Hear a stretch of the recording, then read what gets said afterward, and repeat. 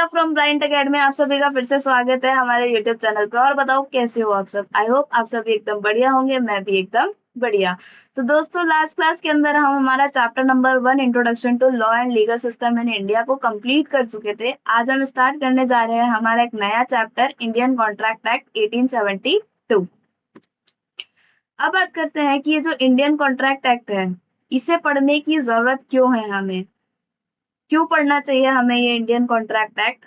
भाई, देखा जाए तो हम पूरे दिन के अंदर इतने सारे कॉन्ट्रैक्ट कर रहे होते हैं, हम इतने सारे प्रोमिसेस करते हैं, तो उससे रिलेटेड हमारे पास में क्या राइट्स है, क्या ड्यूटीज है, ये हमें कौन बताता है? इंडियन कॉन्ट्रैक्ट एक्ट बताता है। जैसे कि देखा जाए, अगर आप एक बिस्किट का पैकेट भी खरीदने जाते हैं या फिर आप एक छोटा सा पेन भी खरीदने जाते हैं, तो उस टाइम पे क्या होता है, आप उस शॉपकीपर के साथ में कॉन्ट्रैक्ट कर रहे होते हो। तो आपको पता भी नहीं होता कि आप पूरे दिन के अंदर कितने सारे कॉन्ट्रैक्ट कर चुके हो। जैसे कि देखा जाए, और एग्जाम्पल हम लें, हम कहीं पे जॉब करने जाते हैं, तो उस जॉब को ज्वाइन करने से पहले भी क्या होता है, कंपनी के साथ में हमारा एक एम्प्लॉयमेंट कॉन्ट्रैक्ट साइन होता है। या फिर आप घर किराए पे लेने जा रहे हो, या फिर आप किसी को घर किराए पे दे रहे हो, तो उस टाइम पे भी आप क्या कर रहे होते हो, कॉन्ट्रैक्ट कर रहे होते हो, जिसके अंदर आप क्या बनवाते हो, रेंट एग्रीमेंट बनवाते हो। अब बहुत सारे बिजनेसेस होते हैं, तो उनके अंदर भी इस तरीके के बहुत सारे कॉन्ट्रैक्ट्स होते हैं। तो ये जो कॉन्ट्रैक्ट एक्ट है, ये हमें बताता है कि जो एक हम कॉन्ट्रैक्ट कर रहे हैं वो वैलिड कब होता है, एक वैलिड कॉन्ट्रैक्ट क्या होता है। उसी के साथ में ये हमें क्या बताता है कि वो जो हमने कॉन्ट्रैक्ट किया है, उससे रिलेटेड हमारे क्या राइट्स है, क्या ड्यूटीज है। और साथ ही साथ में अगर कोई कॉन्ट्रैक्ट तोड़ देता है, कॉन्ट्रैक्ट ब्रीच होता है, तो उससे रिलेटेड हमारे पास में क्या रेमेडीज है। तो ये सब चीजें हमें कौन बताएगा, ये सब चीजें हमें कॉन्ट्रैक्ट एक्ट बताएगा। तो सबसे पहले हम बात करते हैं कि जो कॉन्ट्रैक्ट एक्ट है, ये एग्जिस्टेंस में आया कब था, कैसे आया था। तो ये जो कॉन्ट्रैक्ट एक्ट आया था, ये कौन लेकर आए थे, ये ब्रिटिशर्स लेकर आए थे। ये जो कॉन्ट्रैक्ट एक्ट आया था, ये लेकर आए थे ब्रिटिशर्स। लेकिन ब्रिटिशर्स के आने से पहले भी तो कोई लॉ एप्लीकेबल होता होगा इंडिया के अंदर। तो ब्रिटिशर्स के आने से पहले यहाँ पे हिंदू लॉ और मुस्लिम लॉ अप्लाई होता था। ये जो दोनों लॉज थे, ये कैसे लॉज थे, ये रिलीजियस स्क्रिप्चर्स के ऊपर बेस्ड थे। तो अब ये अलग अलग रिलीजन से रिलेटेड हुआ करते थे, तो इससे इससे क्या दिक्कतें आती थी, इससे दिक्कत ये आती थी कि हर जगह पे अलग रूल अपनाया जाता था, जिससे कि एक यूनिफॉर्मिटी नहीं बन पाती थी, एक यूनिफॉर्म कॉमर्शियल लॉ नहीं बन पा रहा था। तो इस वजह से क्या हुआ कि इस डिफरेंशिएशन को देख के, ये जो इतना डिफरेंस आता था ना, इस वजह से जब ब्रिटिशर्स इंडिया के अंदर आए थे, जब ईस्ट इंडिया कंपनी यहाँ पे स्टैब्लिश हुई थी, तो उन्होंने इस डिफरेंस को देखा। फिर उन्होंने यहाँ पे इंडिया के अंदर क्या करना चाहा, इंग्लिश कॉमन लॉ अप्लाई करना चाहा। उन्होंने इसमें अप्लाई करना स्टार्ट किया, तो उन्हें ये जो इंग्लिश कॉमन लॉ था, ये अप्लाई करने में भी क्या हो रही थी, डिफिकल्टी हो रही थी। ये डिफिकल्टी उन्हें क्यों आ रही थी, क्योंकि इंडिया के अंदर जो कस्टम्स थे और जो लोकल नीड्स थी, वो बहुत ज्यादा डिफरेंट थी। तो जिस वजह से वो ये जो एक इंग्लिश कॉमन लॉ था, उसे इंडिया के अंदर अप्लाई नहीं कर पा रहे थे। तो फिर ब्रिटिश गवर्नमेंट ने क्या करा, डिसाइड करा कि इंडिया के अंदर एक कॉमर्शियल लॉ होना चाहिए, एक यूनिफॉर्म कॉमर्शियल लॉ होना चाहिए। तो उन्होंने क्या डिसाइड किया, उन्होंने डिसाइड किया कि हम एक कोडिफाइड और यूनिफॉर्म लॉ बनाएंगे। और उन्होंने फिर कौन सा लॉ बनाया, उन्होंने यहाँ पे इंडियन कॉन्ट्रैक्ट एक्ट बना दिया। यहाँ पे फिर क्या अप्लाई करने लग गए, वो इंडियन कॉन्ट्रैक्ट एक्ट अप्लाई करने लग गए थे। ये जो इंडियन कॉन्ट्रैक्ट एक्ट आया है, इसका स्ट्रक्चर कैसा था, ये 11 चैप्टर्स के अंदर डिवाइडेड है। ये जो इंडियन कॉन्ट्रैक्ट एक्ट है, ये 11 चैप्टर्स के अंदर डिवाइडेड था, लेकिन अभी इसके सिर्फ 2 ही मेन पार्ट्स एक्टिव है। फर्स्ट कौन सा है, फर्स्ट है general principle of law. First part किससे रिलेटेड है, जनरल प्रिंसिपल से रिलेटेड है। और जो सेकंड पार्ट है, वो किससे रिलेटेड है, स्पेशल कॉन्ट्रैक्ट से रिलेटेड है, जिसके अंदर हम पढ़ेंगे contract of indemnity, contract of guarantee, contract of bailment and contract of pledge. तो इस पूरे इंडियन कॉन्ट्रैक्ट एक्ट के अंदर हम ये सब चीजें पढ़ने वाले हैं। जो बाकी के चैप्टर्स थे वो पहले इंडियन कॉन्ट्रैक्ट के अंदर ही इंक्लूड हुआ करते थे, लेकिन अब उनसे रिलेटेड अलग लॉ बना दिए गए हैं, जैसे कि पार्टनरशिप और सेल्स ऑफ गुड्स। पार्टनरशिप से रिलेटेड अलग से एक पार्टनरशिप एक्ट बना दिया गया है और सेल्स ऑफ गुड्स से related sales of goods act अलग से एक लॉ बना दिया गया है। ये जब ये लॉ नहीं बनाए गए थे तो इनसे रिलेटेड जो लॉज है वो किसके अंदर इंक्लूड हुआ करते थे, इंडियन कॉन्ट्रैक्ट एक्ट के अंदर ही इंक्लूड हुआ करते थे। अब बात करते हैं कि ये जो इंडियन कॉन्ट्रैक्ट एक्ट है ये एग्जिस्टेंस में कब आया था। तो ये हमें कौन बताएगा, इस एक्ट का सेक्शन नंबर 1 बताएगा। हम जब भी कोई एक्ट पढ़ते हैं तो उसका जो सेक्शन नंबर 1 होता है वो क्या बताता है, short title, extent and commencement बताता है। मतलब कि उस एक्ट का नाम क्या है, वो कहाँ तक फैला हुआ है और वो स्टार्ट कब से हुआ था। तो ये जो हमारा एक्ट है इसका नाम क्या है, इंडियन कॉन्ट्रैक्ट एक्ट 1872। ये कहाँ तक फैला हुआ है, applies to whole India including Jammu and Kashmir. पूरे इंडिया के अंदर एप्लीकेबल है, जम्मू एंड कश्मीर भी यहाँ पे इंक्लूड किया गया है। अब ये इस तरीके से मैंने क्यों लिखा है, क्योंकि जब हम इस एक्ट को पढ़ते थे ना तो हम इसको इस तरीके से पढ़ते थे कि Indian contract act applies to whole of India excluding Jammu and Kashmir. पहले जब आर्टिकल 370 हटाया नहीं गया था तो जो हमारे लॉज हुआ करते थे वो जम्मू कश्मीर के अंदर एप्लीकेबल नहीं होते थे। जम्मू कश्मीर के अंदर वहां के अलग ही लॉ बनाए जाते थे, लेकिन जब से आर्टिकल 370 हटाया गया है तो जो भी लॉज बना अब इंडिया के अंदर बनाए जाते हैं वो जम्मू कश्मीर के अंदर भी एज इट इज एप्लीकेबल होते हैं। इसलिए यहाँ पे इस तरीके से लिखा गया है कि Indian contract act applies to whole India including Jammu and Kashmir. कब से स्टार्ट हुआ था, 1 सितंबर 1872। कब आया था ये, 1 सितंबर 1872। इसका हैप्पी बर्थडे कब आता है, 1 सितंबर को आता है। अब बात अब बात करते हैं कि जो कॉन्ट्रैक्ट है वो क्या होता है। कॉन्ट्रैक्ट क्या होता है, contract is an agreement between two parties which is enforceable by law. मतलब कॉन्ट्रैक्ट क्या होता है, कॉन्ट्रैक्ट एक एग्रीमेंट होता है, दो पार्टीज के बीच में होता है और उसी के साथ में उसमें क्या होनी चाहिए, इन्फोर्सिएबिलिटी होनी चाहिए। इन्फोर्सिएबल होना चाहिए बाय लॉ। मतलब देखो एक एग्जांपल लेते हैं, ये है चीकू और ये है काका। तो चीकू काका के पास में गया कि मुझे एक टीवी खरीदना है। तो काका ने बोला टीवी खरीद लो। तो बोले कितने का है, काका ने इसको बोला कि 40,000 का है। तो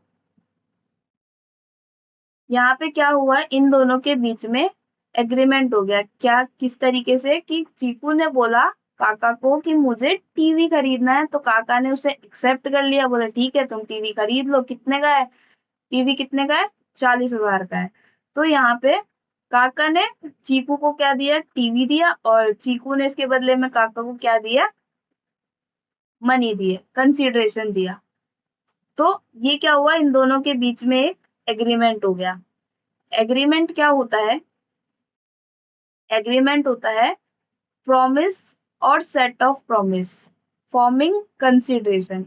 एग्रीमेंट क्या होता है, प्रॉमिस और every set of promises forming consideration. इनके बीच में, इसके बीच में क्या होना चाहिए, प्रॉमिस होना चाहिए और कंसिडरेशन भी होना चाहिए। तो वो क्या हो जाता है, एग्रीमेंट होता है। तो इनके बीच में एक एग्रीमेंट हो गया ना कि काका ने चीकू को प्रॉमिस किया कि ठीक है मैं तुम्हें टीवी दूंगा, और चीकू ने काका को प्रॉमिस किया कि मैं आपको क्या दूंगा, 40,000 रुपए दूंगा। तो इनके बीच में क्या हो गया, कॉन्ट्रैक्ट हो गया। अब बात करते हैं इन्फोर्सिएबल होना चाहिए। इन्फोर्सिएबल का मतलब क्या होता है कि ये कोर्ट के अंदर केस करने लायक होना चाहिए। मतलब इन दोनों में से अगर कोई भी डिफॉल्ट करता है, कोई भी प्रॉमिस को तोड़ता है कि जैसे चीकू ने काका को 40,000 रुपए पे कर दिए, लेकिन काका ने चीकू को टीवी देने से मना कर दिया, तो इस केस के अंदर क्या होगा कि ये जो चीकू है ये काका के ऊपर क्या कर सकता है, केस कर सकता है कि भाई मैं पेमेंट कर चुका हूं और मुझे अभी तक टीवी मिला नहीं है। तो ये इन्फोर्सिएबल होना चाहिए, मतलब कि केस करने लायक होना चाहिए। तो कॉन्ट्रैक्ट का मतलब क्या हुआ, कॉन्ट्रैक्ट का मतलब होता है एक एग्रीमेंट होना चाहिए और साथ ही साथ में वो क्या होना चाहिए, इन्फोर्सिएबल होना चाहिए, मतलब कि कोर्ट के अंदर केस करने लायक होना चाहिए। अब एग्रीमेंट का मतलब क्या होता है, एग्रीमेंट का मतलब होता है एक प्रॉमिस होना चाहिए और उसके साथ में कंसिडरेशन भी होनी चाहिए, मतलब कोई ना कोई वैल्यू उसकी देनी पड़ती है। कंसिडरेशन का मतलब ही क्या होता है, समथिंग इन रिटर्न, मतलब फ्री कुछ नहीं मिलता, कुछ तो देना पड़ता है। अब उसके बदले में आप अगर कुछ चीज खरीद रहे हो तो उसके बदले में या तो आप मनी पे कर दो, या फिर किसी चीज के बदले में कोई और चीज दे दो, या फिर किसी गुड्स के बदले में आप क्या दे दो, सर्विस दे दो, लेकिन आपको कुछ ना कुछ तो पे करना पड़ेगा। फ्री कुछ नहीं मिलता, कुछ तो देना पड़ता है। कंसिडरेशन का मतलब क्या होता है, फ्री कुछ नहीं मिलता, कुछ तो देना पड़ता है। अब बात करते हैं कि ये जो चीकू है, इन्होंने काका को क्या दिया, टीवी देने के लिए बोला, तो यहाँ पे इसे हम क्या बोलेंगे, प्रॉमिसर बोलेंगे, या फिर ऑफरर बोलेंगे, या फिर प्रपोजर बोलेंगे। भाई जो ऑफर देता है, जिसने ऑफर दिया, वो कौन होता है, ऑफरर होता है, या फिर हम उसे प्रॉमिसर भी बोल सकते हैं, या फिर प्रपोजर भी बोल सकते हैं। यहाँ पे काका कौन है, एक्सेप्टर, एक्सेप्टर भी बोल सकते हैं और प्रोमिसी भी बोल सकते हैं। प्रोमिसी का मतलब जो एक्सेप्टेंस दे रहा है। तो चीकू यहाँ पे कौन है, ऑफरर, और काका कौन है, एक्सेप्टर, प्रोमिसर, और इसे हम क्या बोल सकते, इन्हें हम क्या बोल सकते हैं, ऑफरी भी बोल सकते हैं। तो ये हमें समझ में आ गया कि जो ऑफर देता है वो कौन होता है, ऑफरर होता है, और जो उसे एक्सेप्ट करता है वो कौन होता है, एक्सेप्टर होता है, जिनके अलग अलग नाम हो सकते हैं।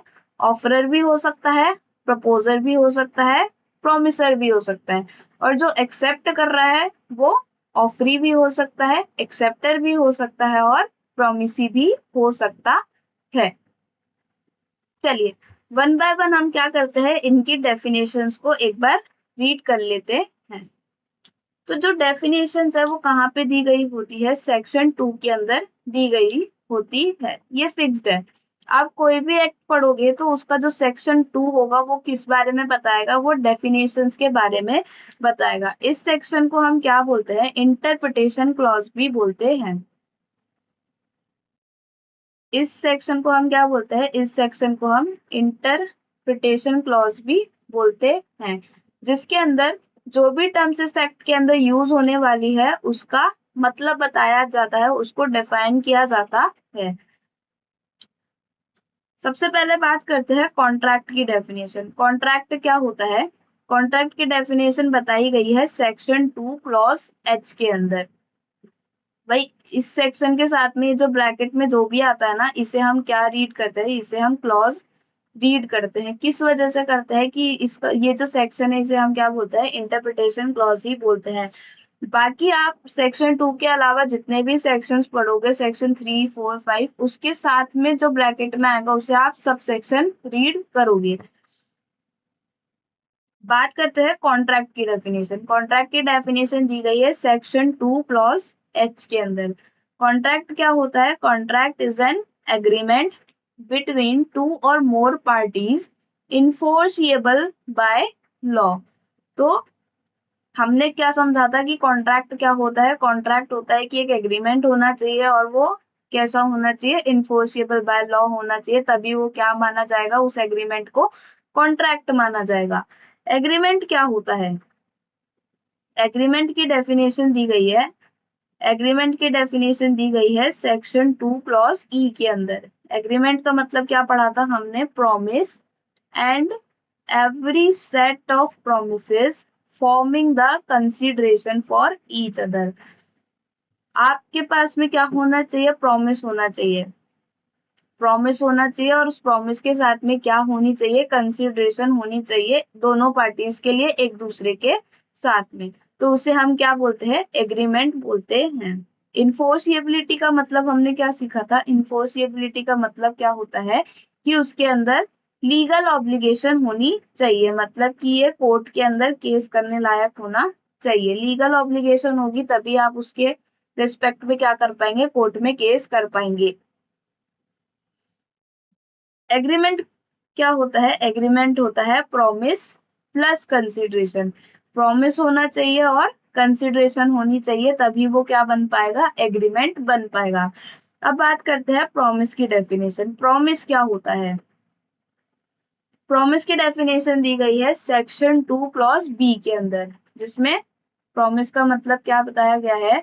When the person to whom the proposal is made signify his assent thereto, the proposal is said to be accepted।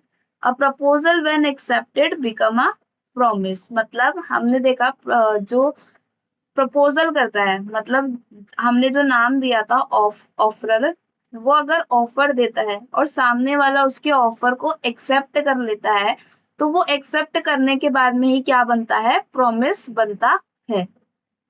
बात करते हैं कंसिडरेशन। कंसिडरेशन का मतलब दिया गया है सेक्शन 2 क्लॉज डी के अंदर। कंसिडरेशन का मतलब क्या होता है? वैसे समथिंग इन रिटर्न, कुछ तो देना पड़ेगा, फ्री कुछ नहीं होता है, कुछ तो देना पड़ता है। अब बात करते हैं ऑफर। ऑफर क्या होता है? ऑफर की डेफिनेशन दी गई है सेक्शन 2 क्लॉज ए के अंदर। ऑफर का मतलब क्या होता है? When a person signify to another his willingness to do or to abstain from doing anything to obtaining the assent of that other to such act or abstinence, he is said to make a proposal। Offer को हम proposal भी बोलते हैं। तो offer का मतलब क्या होता है? जब हम किसी को अपनी इच्छा बताते हैं और साथ में उसकी एक्सेप्टेंस भी चाहते हैं। जैसे कि मैं आपको बोलूं कि चलो कहीं घूमने चलते हैं, और उसके ऊपर आपने एक्सेप्टेंस दे दी, तो वो क्या बोला जाएगा? ऑफर दिया गया है, वो उसे क्या बोलेंगे? ऑफर हुआ है। साथ में हमें क्या चाहिए होती है? एक्सेप्टेंस भी चाहिए होती है। तो एक्सेप्टेंस का मतलब क्या होता है? एक्सेप्टेंस की डेफिनेशन दी गई है सेक्शन 2 क्लॉज बी के अंदर। When a person to whom the proposal is made signify his assent thereto. Acceptance का मतलब क्या होता है कि मैंने आपको ऑफर दिया, चलो कहीं घूमने चलते हैं, और आपने उसके ऊपर क्या दे दी? अपनी मंजूरी दे दी, अपनी असेंट दे दी, तो उसे हम क्या बोलेंगे? एक्सेप्टेंस बोलेंगे। जब आप उसके ऊपर अपनी मंजूरी दे दोगे तो उसे क्या बोलेंगे? हम एक्सेप्टेंस बोलेंगे। अब बात करते हैं, हमने इतनी सारी डेफिनेशन देखी, अब उन डेफिनेशंस को अगर हम कंबाइन करें तो उनको मिला के कॉन्ट्रैक्ट क्या होता है? कॉन्ट्रैक्ट होता है एक प्रपोजल होना चाहिए, मतलब offer plus acceptance plus consideration plus enforceability, तो क्या बन जाएगा? कॉन्ट्रैक्ट बन जाएगा।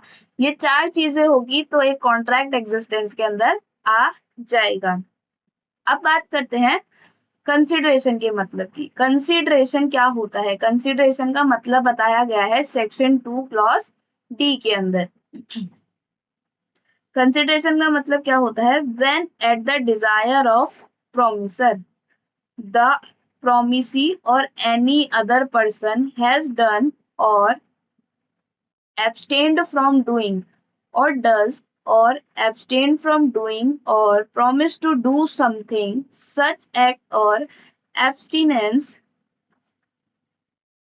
or promise is called a consideration। मतलब प्रोमिसर के कहने पे, प्रोमिसर की डिजायर पे आप कुछ पे करने के लिए तैयार हो।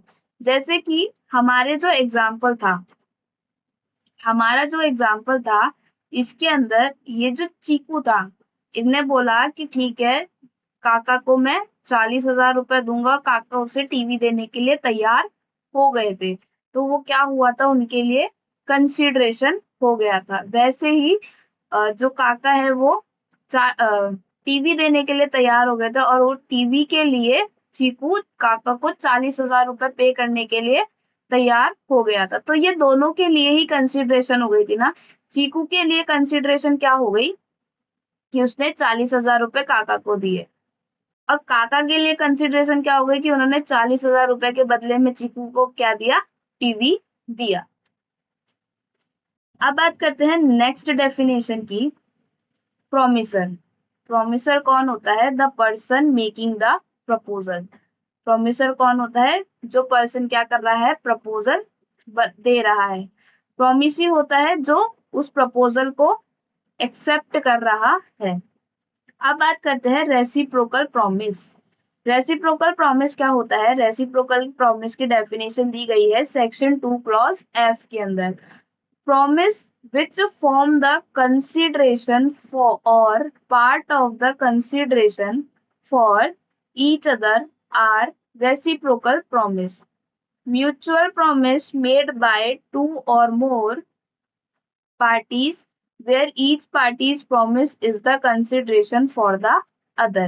Reciprocal promise का मतलब क्या होता है, दोनों ही पार्टीज के लिए प्रॉमिस होना चाहिए। कि यहाँ पे चीकू ने काका को प्रॉमिस किया कि मैं आपको 40,000 रुपए दे दूंगा, और काका ने चीकू को प्रॉमिस किया कि मैं आपको इस 40,000 के बदले में क्या दे दूंगा, टीवी दे दूंगा।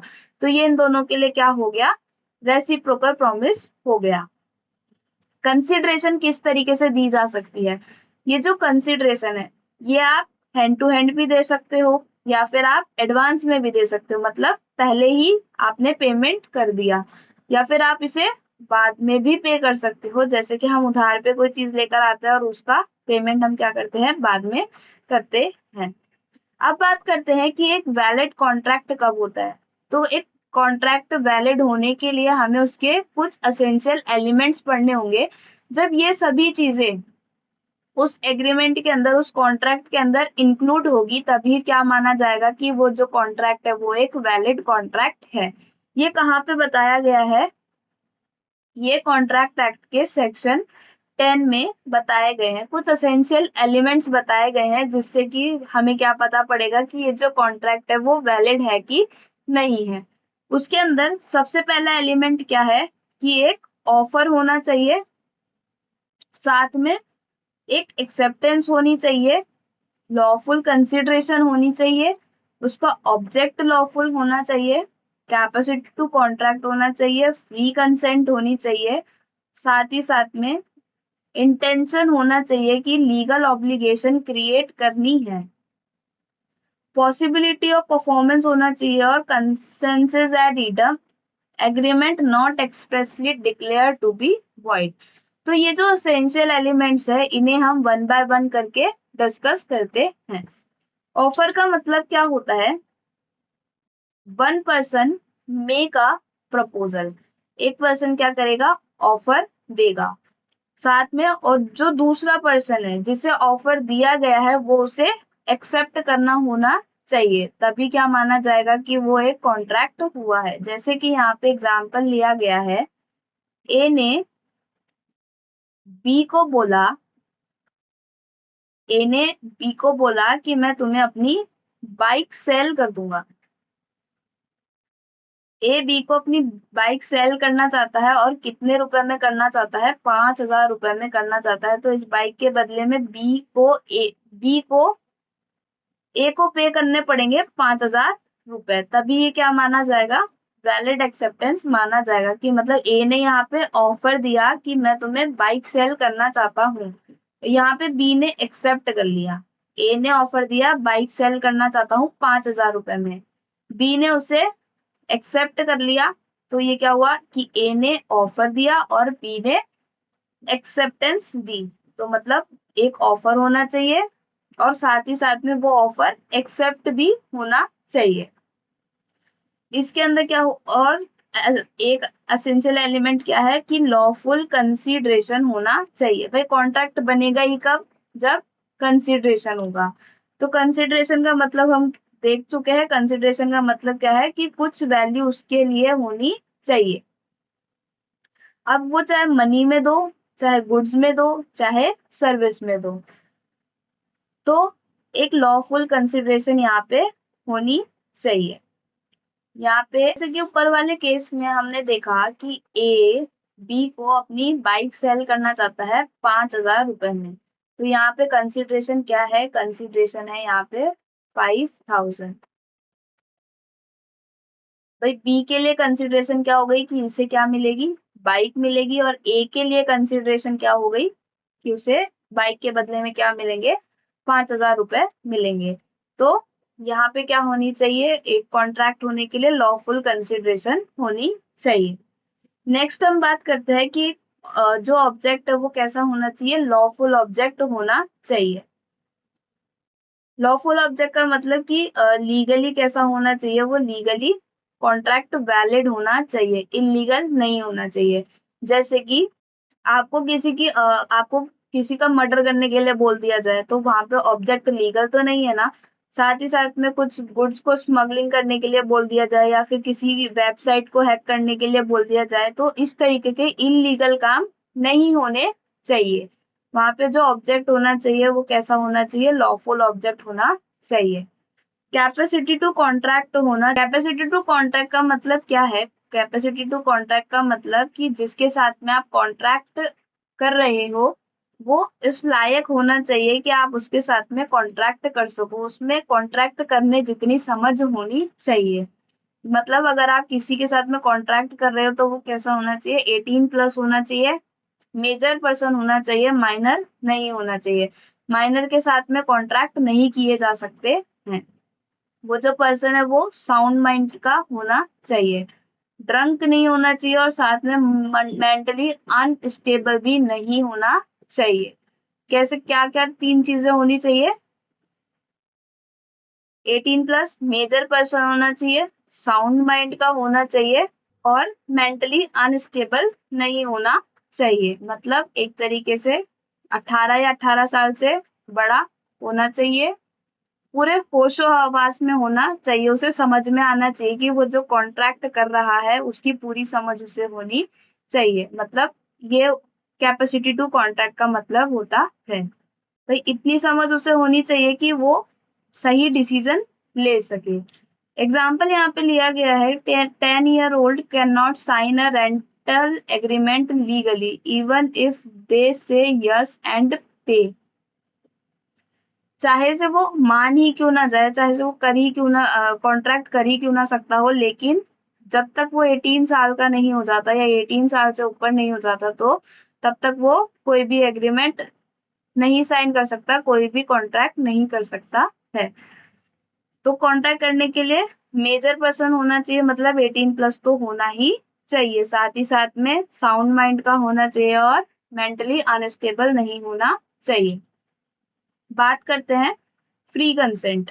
उसकी जो कंसेंट है वो कैसी होनी चाहिए, फ्री होनी चाहिए। जिसके साथ में कॉन्ट्रैक्ट किया जा रहा है उस पर्सन की जो कंसेंट है वो किस तरीके से होनी चाहिए, फ्री होनी चाहिए, किसी प्रेशर में नहीं होनी चाहिए, कोई धोखाधड़ी उसके साथ में नहीं होनी चाहिए, झूठ बोलकर कंसेंट नहीं लेनी होगी उसके साथ में, कोई चीटिंग नहीं होनी चाहिए। इस तो अगर जबरदस्ती कंसेंट ली गई होगी, उसे डरा धमका के ली गई है या फिर कोई झूठ बोल के ली गई है तो वो कॉन्ट्रैक्ट वैलिड नहीं माना जाएगा। उसको सही चीज बता के उसकी विलिंगनेस के साथ में क्या लेना होगा, कंसेंट लेना होगा। जैसे कि यहाँ पे एग्जाम्पल लिया गया है, if someone threaten you to sell your laptop for 500। मतलब आपको कोई बोल दे कि आपका 50,000 का लैपटॉप 500 में दे दो।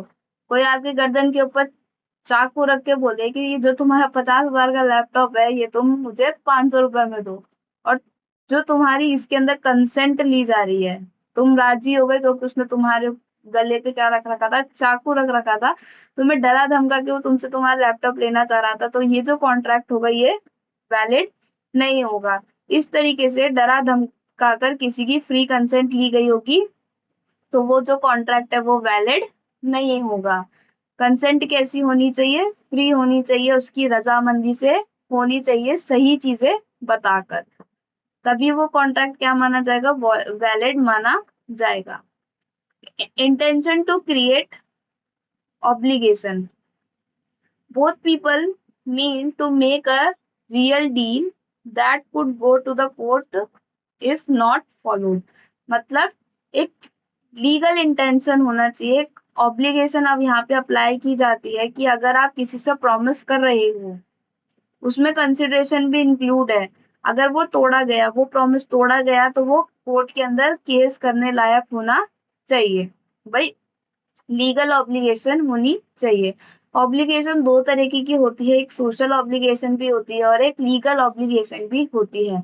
तो सोशल ऑब्लिगेशन से रिलेटेड जो केसेस होते, अगर कोई प्रॉमिस तोड़ देता है जिसके अंदर सोशल ऑब्लिगेशन इंक्लूड है, तो वो केसेस कोर्ट के अंदर नहीं जा सकते। लेकिन अगर वो उसके अंदर लीगल ऑब्लिगेशन इंक्लूड है तो वो जो केसेस है वो कोर्ट के अंदर हैंडल किए जा सकते हैं।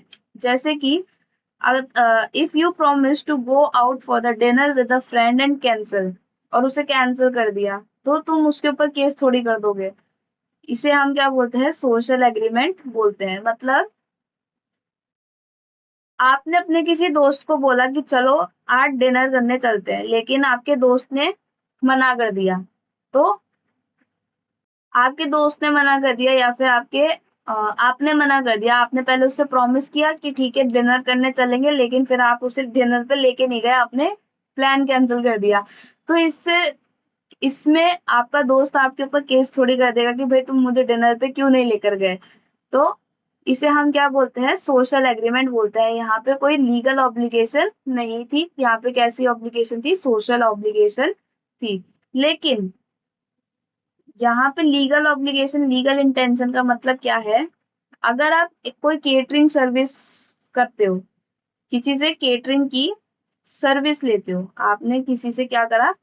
किसी केटर से केटरिंग की सर्विस ली, और उसके लिए आप क्या कर चुके हो? एडवांस पे कर चुके हो। आपने केटरिंग की सर्विस बुक करी, उसके लिए आप क्या कर चुके हो? उस केटर को एडवांस बुक कर चुके हो, और उस केटर ने क्या करा? आपको सर्विस देने से ही मना कर दिया। तो इस केस में आप क्या कर सकते हो? इस केस में आप उसके ऊपर केस फाइल कर सकते हो, कोर्ट के अंदर केस फाइल कर सकते हो। इसे हम क्या बोलते हैं? लीगल ऑब्लिगेशन बोलते हैं, जहां पे मॉनेटरी वैल्यू इंक्लूडेड है। लेकिन जो सोशल प्रोमिसेस होते हैं, जो हम हमारे फैमिली और फ्रेंड्स के बीच में करते हैं, तो उन्हें हम कोर्ट के अंदर केस नहीं कर सकते, उन्हें हम उनके ऊपर हम केस फाइल नहीं कर सकते। लेकिन इस तरीके से आप कोई प्रॉमिस करते हो जहां पे सर्विस इंक्लूड है, जहां पे आपने कंसिडरेशन इंक्लूड है, तो वहां पे क्या होती है? एक लीगल ऑब्लिगेशन क्रिएट हो जाती है। तो उनसे रिलेटेड आप यहाँ पे क्या कर सकते हो? कोर्ट के अंदर केस फाइल कर सकते हो। Certainty and possibility of performance, मतलब जो आप प्रॉमिस कर रहे हो वो कैसा होना चाहिए? पॉसिबिलिटी होनी चाहिए उसके परफॉर्मेंस की, वो परफॉर्मेबल होना चाहिए। प्रॉमिस ऐसा होना चाहिए जो कि पूरा किया जा सके, मतलब वादा किया है तो निभाना तो पड़ेगा। ऐसे वादे मत करो जो आप निभा नहीं सकते हो।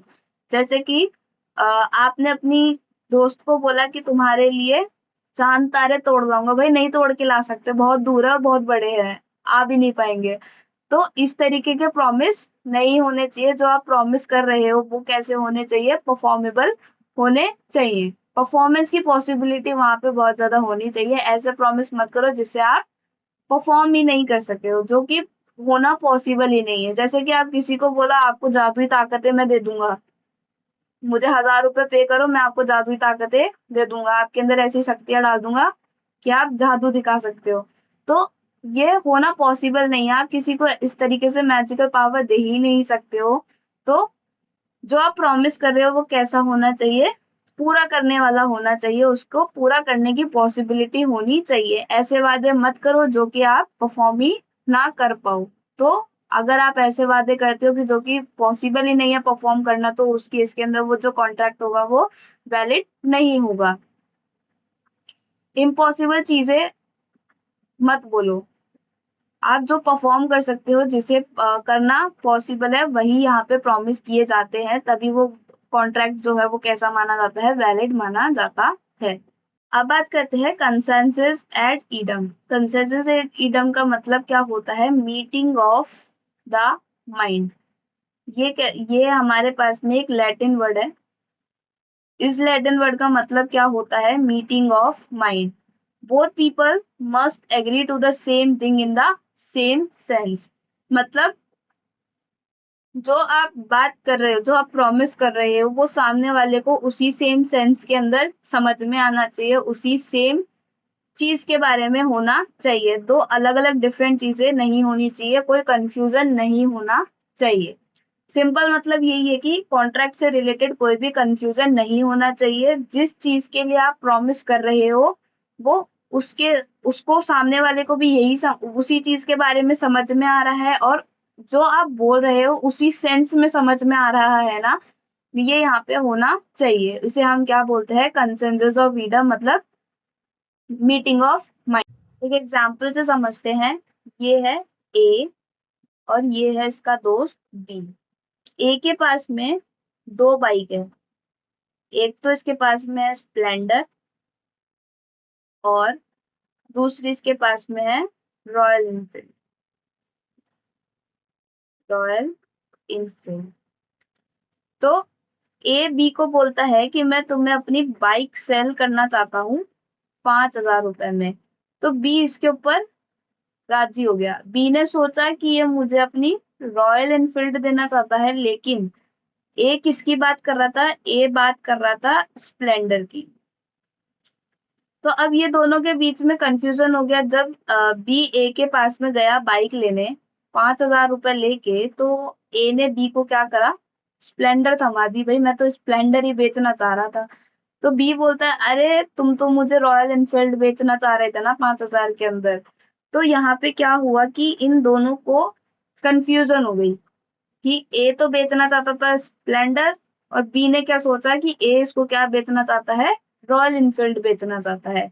तो यहाँ पे क्या हुआ कि ये दोनों सेम चीज पे एग्री नहीं हुए थे, और सेम सेंस में भी एग्री नहीं हुए थे। यहाँ पे दोनों के बीच में क्या हो गया? डिफरेंस आ गया। तो इस केस के अंदर क्या हुआ? कंसेंसस एट ईडम का मतलब ही क्या हुआ? कंसेंसस एट ईडम का मतलब हुआ कि सेम चीज पे होना चाहिए। यहाँ पे जो कॉन्ट्रैक्ट कर रहे हैं ना, वो क्लियर होना चाहिए कि ए को पहले बताना चाहिए था कि वो अगर बी को बाइक सेल कर रहा है तो वो कौन सी बाइक उसे सेल कर रहा है। और साथ ही साथ में बी को भी पूछना चाहिए था, क्योंकि बी ए का दोस्त है, उसे पता है उसके पास में दो बाइक है। तो बी को भी ये क्लियर करना चाहिए था कि वो कौन सी बाइक उसे बेचना चाहता है। ये अलग सोच रहा था और ये अलग सोच रहा था। तो कॉन्ट्रैक्ट वैलिड कब होगा? जब दोनों सेम थिंग और सेम सेंस के अंदर एग्री करेंगे, तभी क्या होगा? वो कॉन्ट्रैक्ट वैलिड माना जाएगा। कोई भी कंफ्यूजन होगी तो वो कॉन्ट्रैक्ट जो है वो वैलिड माना नहीं जाएगा।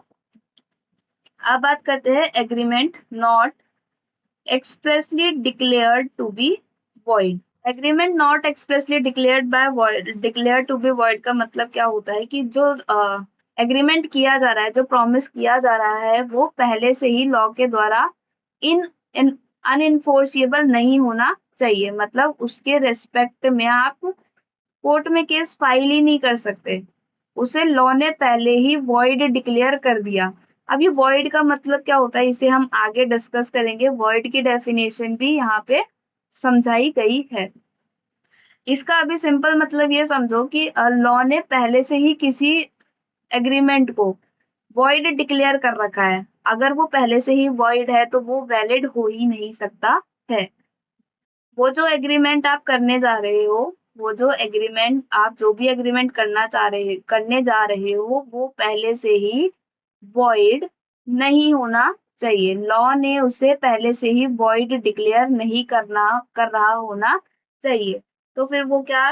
वैलिड नहीं माना जाएगा।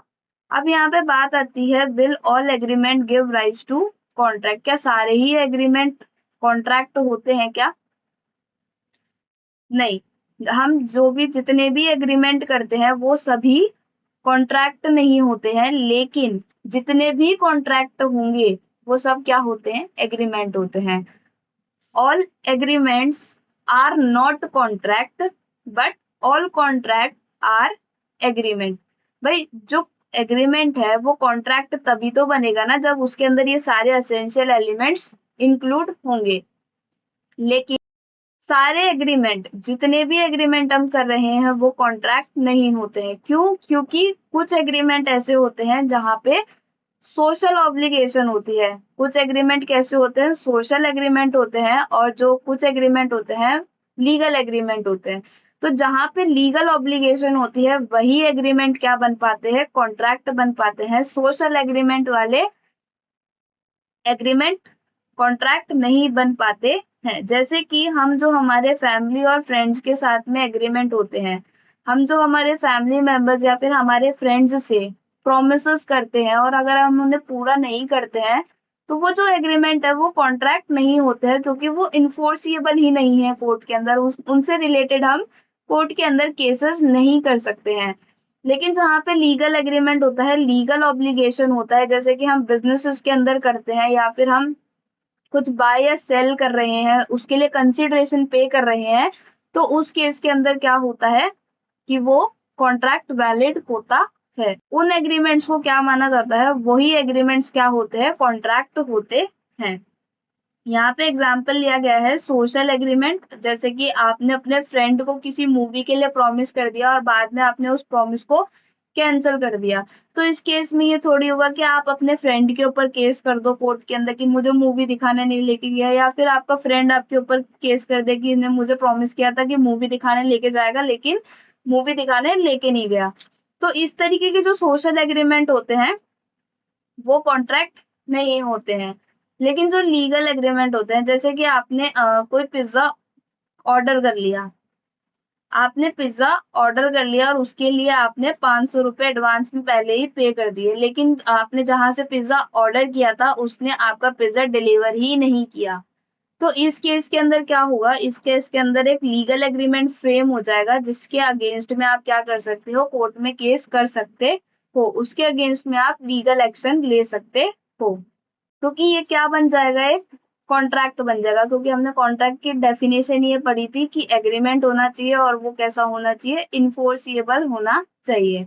और कॉन्ट्रैक्ट कब बनेगा, जब उसके अंदर कंसिडरेशन होगी। तो यहाँ पे आप कंसिडरेशन पे कर चुके हो, लेकिन उसने अपना पिज्जा का, आपने जो पिज्जा का ऑर्डर दिया था वो डिलीवर ही नहीं किया है, तो उसके अगेंस्ट में आप क्या कर सकते हो, एक्शन ले सकते हो। तो दोस्तों आई होप आपको ये समझ में आया होगा। आज के लिए हम इतना ही रखेंगे, बाकी का हम नेक्स्ट क्लास के अंदर कवर करेंगे। तो थैंक यू सो मच, मिलते हैं अगली क्लास के अंदर। Bye bye, take care.